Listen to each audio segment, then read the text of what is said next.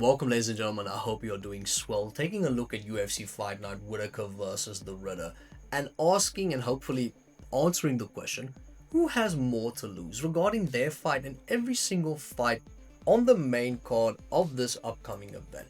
And who will be more pressure heading into every single fight, who is expected to win, who has more to lose, who will be the betting favorite of every single fight. Now, luckily, if last weekend taught us anything, it would be being a betting favorite in a fight is as valuable as being a prostitute with morals.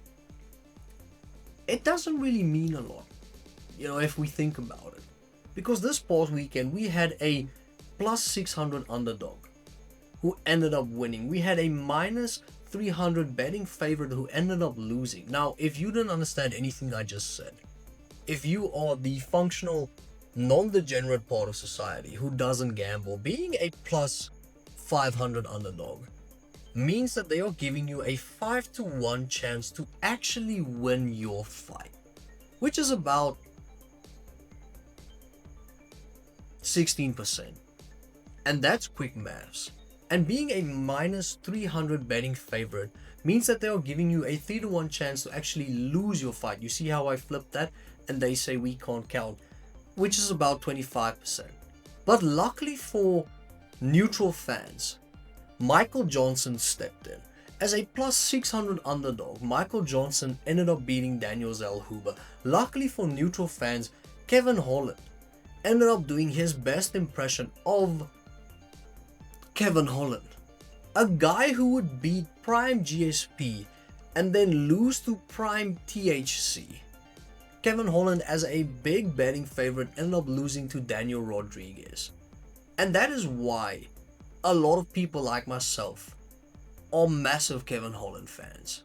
Because you never know what to expect.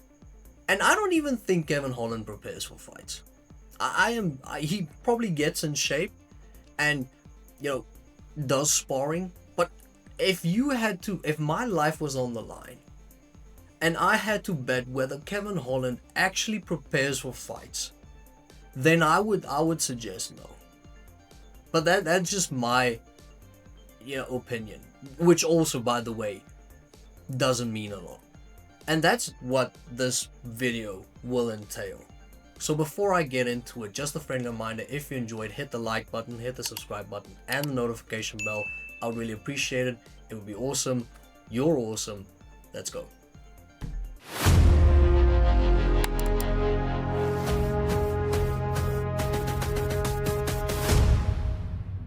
Now, the first fight on the main card will be inside the light heavyweight division with Nikita Krylov taking on Bogdan Guskov, a fight that initially would have been the main event of the prelims. But if you don't know by now, Movsar Evloev versus Aaron Pico got cancelled because Movsar Evloev ended up pulling out of that fight, which means that Movsar Evloev has ended up pulling out of more fights than I have pulled out of my driveway.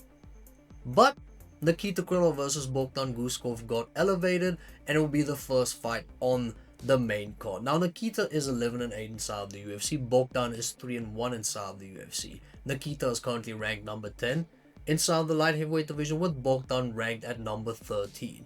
And immediately it feels like Nikita will have more to lose, because in his last fight got knocked out by Dominic Reyes in emphatic fashion inside of the first round. Prior to that, he was on a 3-fight winning streak. Now, Nikita has insane wins inside of the UFC, and honestly, he is one of the most underrated fighters inside of the UFC. Has wins over the likes of Volkan Oezdemir, Ryan Spann, Alexander Gustafsson, Johnny Walker, OSP, the list goes on. And Bogdan is still inexperienced within the UFC. Now, even though he has a win over Ryan Spann, he lost to Volkan Oezdemir inside of his debut. So I think Nikita will be the betting favorite. I think overall he probably has the better skill set. He is coming off a loss. I think he will have more to lose in this fight. So I'm going to pick Nikita Krylov to have more to lose. Then moving on to the next fight inside the flyweight division, Almabayev versus Ramazanbek Temirov. Now, Asu Almabayev is 4-1 inside of the UFC. Ramazan is 2-0 inside of the UFC. And prior to losing to Manel Kaur, the last time Asu Almabayev lost a fight was over 8 years ago, which is insane. Both men have only lost 3 fights in their professional careers. Asu is currently ranked number 9 inside the flyweight division, with Ramazan currently ranked number 13 inside of the flyweight division, and it feels like a close one. But it does feel like Asu will have more to lose in this fight. He's coming off a loss. He has more experience within the UFC and within his professional career. Has impressive wins over the likes of Ode Osborne, CJ Figueroa, Charles Johnson, and Ramazan has an impressive win over CJ Figueroa, who Asu also ended up beating. It feels like a common theme where both fighters have a win over a common opponent, but it feels like Asu will have more to lose. I feel like more pressure will be on him. I do think he will be the betting favorite, odds on out at the moment, but seeing he has a very wrestling heavy fighting style that does tend to be favorable for the judges when they score it, I think Asu has more to lose in this fight. Then moving on to the next fight. Inside of the middleweight division, Sharaputin Magomedov is taking on Marc-Andre Barriault. Yes, you heard that correctly. No, your ears aren't deceiving you. They aren't letting you down, Helen Keller. Shara Bullet Magomedov is taking on Marc-Andre Barriault, and it feels like the UFC genuinely wants to get rid of Marc-Andre Barriault. That's fucking illegal. Because as soon as he wins a fight, the UFC congratulate him by giving him an impossible task. It's like, congratulations on your win. Yes, congratulations on passing level 3. How does level 20 sound to you? Yeah, you're up for that? He basically has to take on the final boss with gear that he picked up on his 3rd mission. He has to face Shara Bullet Magomedov. And I don't really feel like going into depth on why Shara has more to lose. I don't really think this needs some cogent analysis. Shara is 4-1 inside the UFC, a guy who was undefeated prior to fighting Michael Venom Page and losing to Michael Venom Page, MVP, who is probably the best striker inside the UFC right now. Heading into the UFC, Shara has a lot of hype surrounding him, a lot of expectations on Shara Bullet, especially with how impressive he was in his kickboxing career. He already has impressive wins inside of the UFC over the likes of Mikhail Olechechuk, over the likes of Arman Petrosian, knocking him out with a double spinning back fist. Yes, you also heard that correctly. I will show it later on this week, so stay tuned. Shara has more to lose, and he will probably be the biggest betting favorite on this card by a long shot. Marc-Andre Barriault, good luck, buddy. Yeah, you should probably stop winning. And that's his record is 6-8 inside of the UFC. 6-8. And they are matching him up with Shara. Just tell us. Give us a post. We dislike Marc-Andre. That's it. Good luck. Break a leg. And yeah, Shara has everything to lose. Moving on to the next fight inside of the bantamweight division, Bryce Mitchell is taking on Nurmagomedov. Now, once again, I don't really feel like I should justify why Bryce Mitchell has more to lose, but I will give it the old college try. So Bryce Mitchell is 8-3 within the UFC, and Sid is 7-3 within the UFC. That sounds close. The difference is when Bryce fought at featherweight, fought higher level of competition, has wins over the likes of Edson Barbosa, Dan Ige, and even Andre Fili, where Sid's most impressive win in his career has probably been Cody Stamann, respectfully. And it feels like the UFC doesn't like Bryce that much either, because he has been on the receiving end of a lot of criticism because he has said some wild shit, and a lot of people, especially the media, wants his head. Now, luckily, I am not people, especially the media, because I do appreciate people saying whatever's on their mind. Isn't that the point?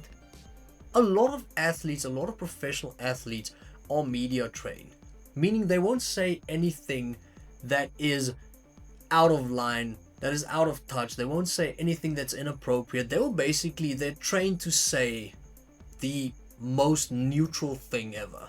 So what is the point of asking them anything if you already know the answer? That's why ask Bryce anything and guarantee you don't know what he'll say. You can have a few guesses, probably, thank Jesus and go on about how the earth is flat. I want to hear all of it.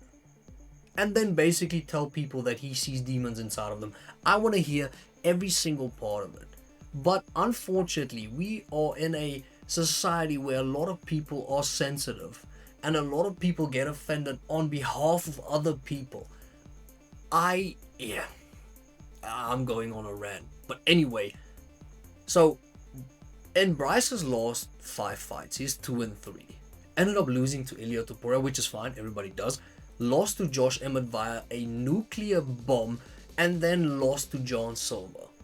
And has a win over Kron Gracie, but it's not as impressive. I think Bryce is in the hot seat. I think he has a lot of pressure on him. He wants to perform. I think he'll be the betting favorite as well. He's already ranked within the bantamweight division. I don't know how that works, but that is a fact. So I think Bryce has more to lose heading into this fight. But then moving on to the next fight, inside of the bantamweight division once again, co-main event, Petr Yan versus Marcus Mcghee. Now once again, it feels like a reoccurring theme where it is blatantly obvious Petr Yan has more to lose in this fight. He is ranked number 3, Marcus Mcghee is ranked number 13. Petr Yan is 10-4 inside UFC, Marcus Mcghee is 4-0. Prior to losing to Aljamain Sterling via disqualification, Petr Yan has never lost a fight in his life. A guy who lost to Aljo via disqualification, lost to Aljo again via decision, lost to Sean O'Malley via decision. A lot of people thought that was controversial. I do as well. And then lost to Merab. Everybody loses to Merab. That's Petr Yan's losses. A guy who has wins over Jose Aldo, Corey Sandhagen, Davison Figueiredo, Song Yadong. Can you understand the level of competition we are talking about when we say Petr Yan? He is as good of a boxer as any within the UFC. A really, really prolific striker, and he is insane. Now I get it, Marcus Mcghee has looked impressive inside of the UFC. 4 fights, 4 wins, 3 stoppage wins. He has been knocking people out, he's been submitting them. He is impressive. Although Petr has more to lose. Ranked number 3, Marcus is ranked number 13. The level of competition Petr has faced, I think he will be a massive favorite in this fight. I do think that he will be the betting favorite. He has seen higher level competition. He has been the champion inside of the bantamweight division. And at a certain point in Petr's career, it felt like he was the unstoppable force. Prior to Merab's, elevation within the bantamweight division, when Petr Yan was king, it felt like he would be king and he would reign for a very, very long time. And he doesn't really feel like he has dropped off a lot. Feels like he's been unlucky rather than having bad performances. He's facing Marcus Mcghee, a guy who is inexperienced within the UFC. I think Marcus is gonna learn a few things about Petr Yan. I feel like Petr has more to lose, and I think it's obvious. And then moving on to the main event, UFC Fight Night. Robert Whittaker versus Reinier de Ridder inside of the middleweight division. Now for this question, I would love to hear your opinion inside the comment section. Let me know, who do you think has more to lose? Personally, I think it's Rob.